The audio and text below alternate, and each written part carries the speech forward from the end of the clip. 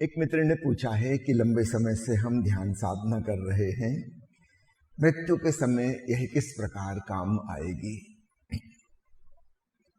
जीवन तो फैला हुआ है 70, 80, 90 साल में।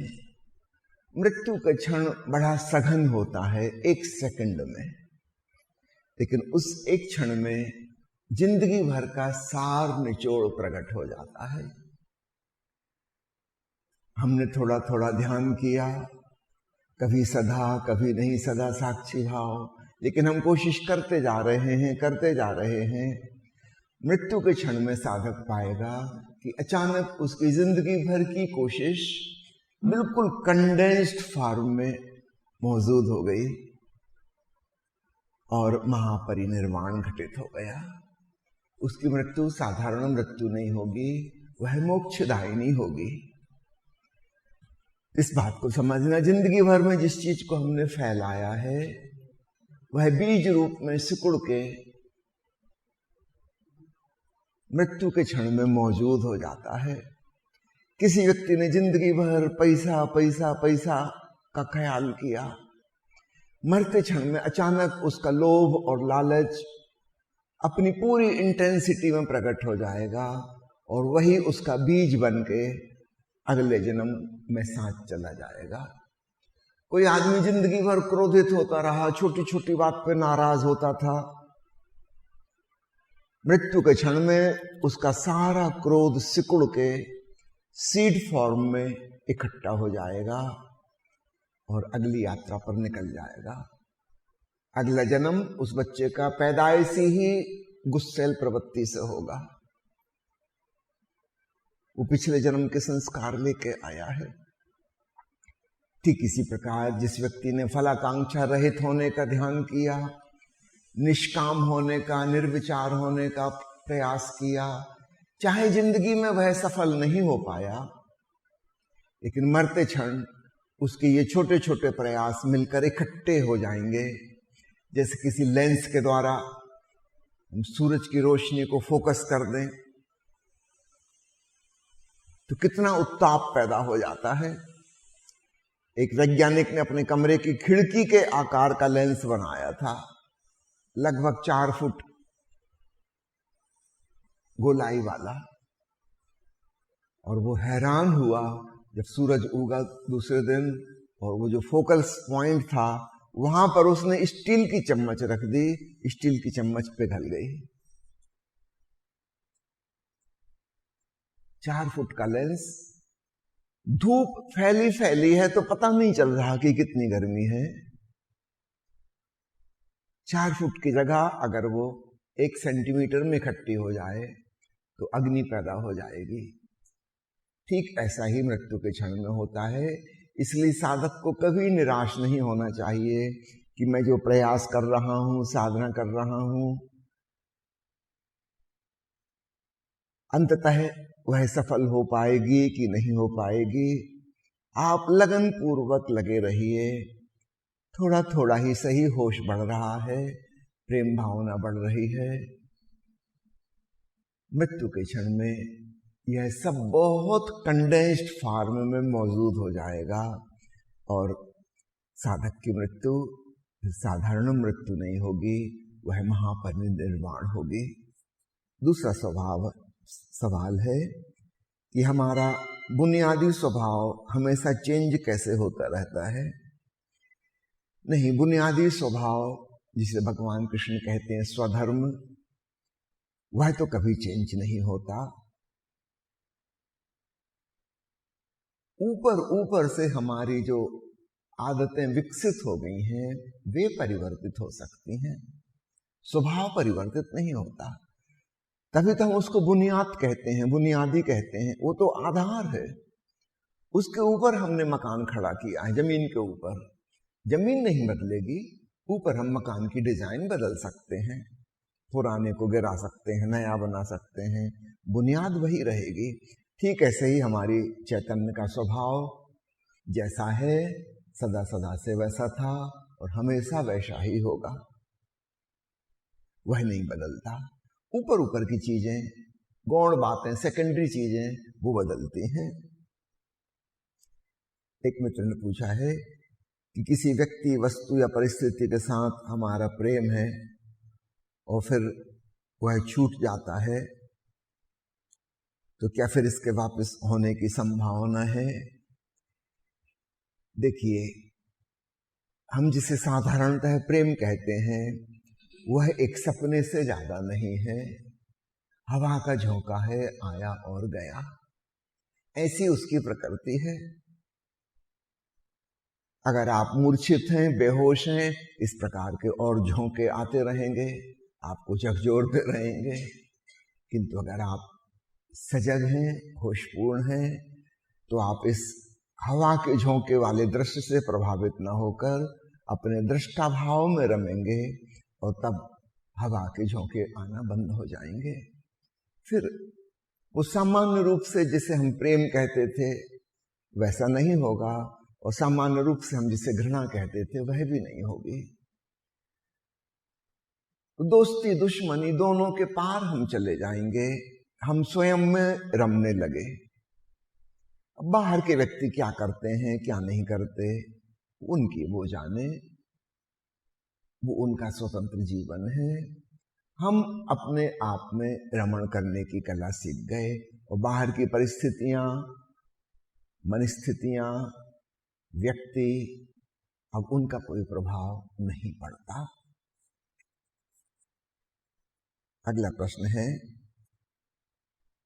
हमारे भोजन का, सिगरेट का, शराब पीने का कोई हानिकारक प्रभाव पड़ता है या हम कैसे समझें? इंटरनेट खोलिए, गूगल में ढूंढिए, सिगरेट पीने वालों को कितने प्रतिशत कैंसर होता है और नहीं पीने वालों को कितना होता है, डाटा देखिए। अगर हम सोचेंगे हम अपनी ही जिंदगी से, अपने ही अनुभव से हम निर्णय लेंगे, तब तो हमारी जिंदगी बहुत छोटी है। फिर तो कैंसर हो चुकेगा तब पता चलेगा कि अरे सिगरेट से कैंसर होता था। नहीं, आप जरा, संसार में इतनी रिसर्च चल रही है, उसको देखिए। शराब पीने वालों के लिवर खराब हो जाते हैं, लिवर फेल्यूर से उनकी डेथ होती है, बहुत बड़ी संख्या में। आप ये ना सोचें हमको तो 2 साल हो गए पीते पीते, अभी तक तो हमारा लिवर ठीक है। वो जो मर गए लिवर फेल्यूर से, उनका भी थोड़े दिन पहले तक ठीक था, फिर खराब हुआ और वह लाइलाज था, उसका कोई उपचार संभव नहीं था। प्यारे मित्रों, अपने चारों तरफ देखें, वैज्ञानिकों ने जो खोजबीन की है उसका पता लगाएं, ताकि हम चुन सकें क्या उचित है, क्या अनुचित है। अभी तो हालत ऐसी है कि डॉक्टर जो दूसरों को समझाता दिन भर सिगरेट मत पियो, तंबाकू मत खाओ, हो सकता वो खुद ही गुटखा खाते हों। सबको बताते हैं सिगरेट नहीं पीना, शराब नहीं पीना, और रात को वो सज्जन खुद ही मिल जाएंगे पार्टी में शराब पीते हुए। उनका ज्ञान उनके भी काम नहीं आता। इसको ज्ञान कहा जाए कि ना कहा जाए? सिर्फ बौद्धिक जानकारी है, किसी मतलब की नहीं। सावधान, छोटा सा जीवन है, ये प्यारा शरीर हमें उपहार स्वरूप प्रकृति ने दिया है, इसका यथासंभव सम्मान पूर्वक, प्रेम पूर्वक ख्याल रखिए, क्योंकि यह शरीर ही परमात्मा की साधना की सीढ़ी है। इसके बिना साधना भी नहीं हो सकेगी। इसके प्रति धन्यवाद भाव से भरिए, तो क्या उचित है, क्या अनुचित है, इसको वैज्ञानिक चिंतन मनन के हिसाब से देखिए और वैसा ही करिए। एक मित्र ने पूछा है कि क्या ओंकार नाथ के संबंध में हम दूसरे लोगों को बता सकते हैं? कुछ बातें ख्याल रखें, फिर आप अवश्य बता सकते हैं। सबसे महत्वपूर्ण बात है, क्या वह व्यक्ति सीखने के लिए तैयार है? वो ग्रहणशील और रिसेप्टिव है। क्या आपके प्रति वह आदर सम्मान की भावना से देखता है? यदि ऐसी स्थिति है तो निश्चित रूप से आप उसे बताइए, ताकि वो हृदय पूर्वक ग्रहण कर सके और अपने जीवन में उसकी साधना कर सके श्रद्धा पूर्वक। अगर ऐसी स्थिति नहीं है, आप रास्ते चलते किसी अजनबी को बता रहे हैं जिसका आपके प्रति कोई भाव नहीं है, उसने पूछा भी नहीं था, उसकी जिज्ञासा भी नहीं थी कुछ, और आपने उसको बता दिया, उसके किसी भी काम नहीं आएगा। वो एक कान से सुनेगा, दूसरे कान से निकाल देगा। असली बात सिर्फ ओंकार श्रवण नहीं है, ओंकार श्रवण की महत्ता स्थापित करना है। इस बात का ख्याल करिएगा। क्या आप उसकी इंपॉर्टेंस उसके हृदय में उतार पाएंगे? यदि ऐसा कर सकते हैं तो अवश्य करें, जितना ज्यादा से ज्यादा संभव हो करें, अन्यथा इसका दुष्परिणाम होता है। आपने किसी भी व्यक्ति को यूं ही कुतूहलवश बता दिया कि ओंकार की ध्वनि ऐसी होती है, ईयर प्लग लगा के सुनो, कान बंद करके सुनो, और उसने सुन ली, लेकिन महत्व तो उसने नहीं जाना। अब मुश्किल यह है कि वो तो कोई साधना करेगा नहीं, वो कोई ध्यान तो करेगा नहीं। हो सकता 10-20 साल बाद किसी सदगुरु से उसका मिलना हो। जब सदगुरु उसको बताएंगे ओंकार श्रवण के बारे में, वो कहेगा ये तो हमको पहले से पता है, हम तो 20 साल पहले से पता, इससे कुछ नहीं हुआ, ये तो बिल्कुल बेकार है, ये तो एक साधारण सी आवाज, इससे क्या होगा। अब देखा आपने उसको नुकसान पहुंचा दिया बता के। अब वो किसी गुरु की बात भी नहीं मानेगा।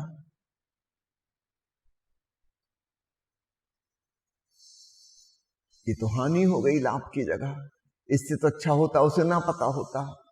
जहां कहीं वो किसी को गुरु रूप में मूल्यांकन करता, जिनसे सीखने योग्य कुछ समझता, वे जब बताते तब उसके हृदय में गहराई से बात उतरती और वो इसको अपनी साधना का अंग बनाता।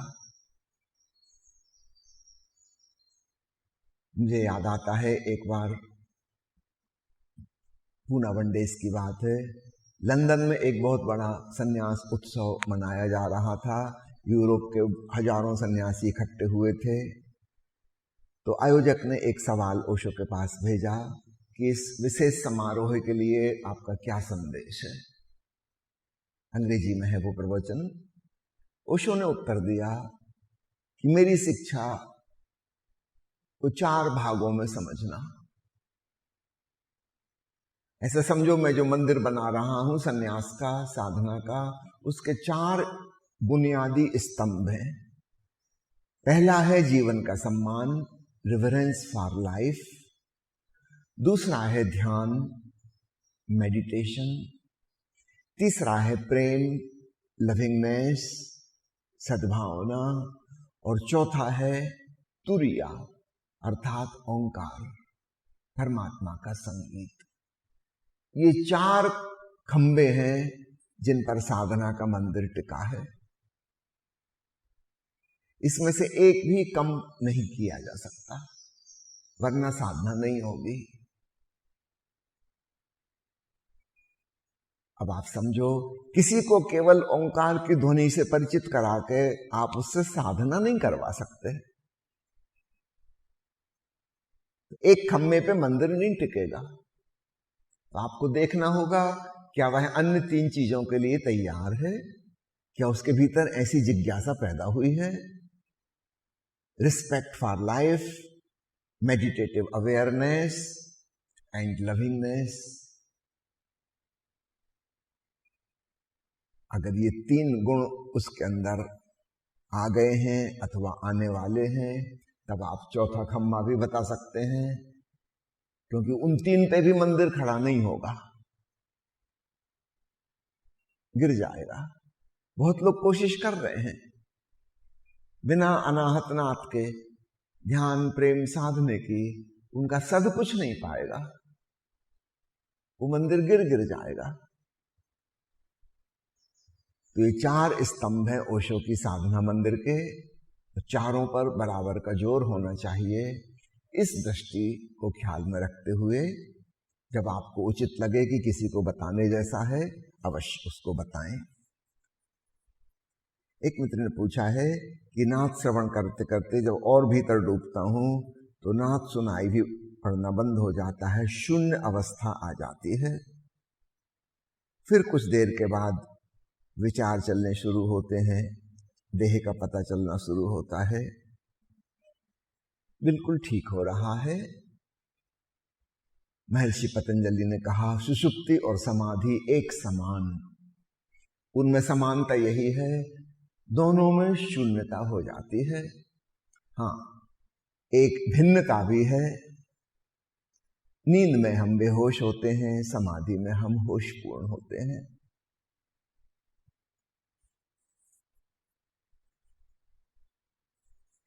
एक मित्र ने पूछा है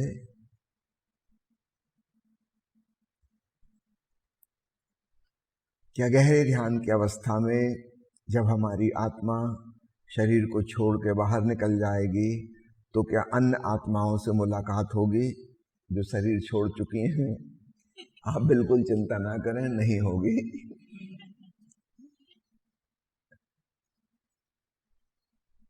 आपको केवल आत्मज्ञान स्वयं के होने का एहसास होगा, दूसरों का एहसास नहीं होगा।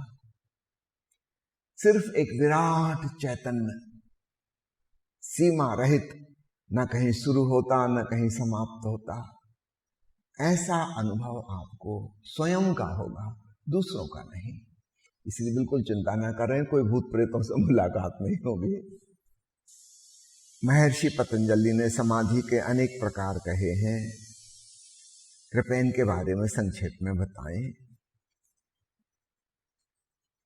अगले सप्ताह पतंजलि योग साधना शिविर होगा, विस्तार से तो उसमें चर्चा हो सकेगी। अभी केवल नाम समझ लीजिए, उससे आपको इशारा मिल जाएगा। असंप्रज्ञात समाधि और संप्रज्ञात समाधि, सविकल्प समाधि, निर्विकल्प समाधि, सविचार समाधि, निर्विचार समाधि, सवितर्क समाधि, निर्वितर्क समाधि, और अंत में आता है सबीज समाधि और निर्बीज समाधि। केवल अंतिम वाली बात पर मैं कुछ कमेंट करना चाहूंगा। यहां बीज से अर्थ है कामना का। हमारे अंदर कोई चाहत है, इच्छा है, वासना है कि ऐसा हो जाए, वैसा हो जाए, मैं ये कर लूं, वो कर लूं, वहां पहुंच जाऊं। यह बीज है हमारा। यही बीज फिर अगले जन्म के रूप में अंकुरित होकर वृक्ष बन जाएगा। तो सबीज समाधि का अर्थ है हम काफी गहराई तक पहुंच गए बीज के, लेकिन बीज मौजूद है। ऐसा समझना, एक खेत की हमने ऊपर ऊपर से सफाई कर दी, सब घास पात उखाड़ दिए, कहीं कोई वृक्ष नहीं बचा, लेकिन भूमि के अंदर अभी बीज छुपे हैं। बारिश का मौसम आएगा और हम देखेंगे 15 दिन के अंदर काफी घास पात उग आई, जो भी बीज अंदर मौजूद थे वे निकल आए। तो सबीज समाधि का अर्थ है ऊपर से देखने में ऐसा लग रहा है कि सब साफ सुथरा हो गया, लेकिन अभी बीज मौजूद हैं, और ठीक अवसर आने पर वो वासनाएं फिर प्रगाढ़ हो जाएंगी, पनप जाएंगी। निर्बीज समाधि अंतिम समाधि है, जहां वासना के बीज दग्ध हो गए। अब भूमिगत अंधेरे में छुपा हुआ भी कुछ नहीं है, कोई चाहत नहीं, कोई कामना नहीं, कोई इच्छा नहीं।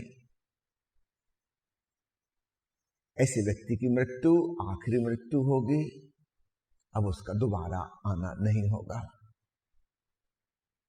इसलिए इसको कहते हैं निर्बीज समाधि।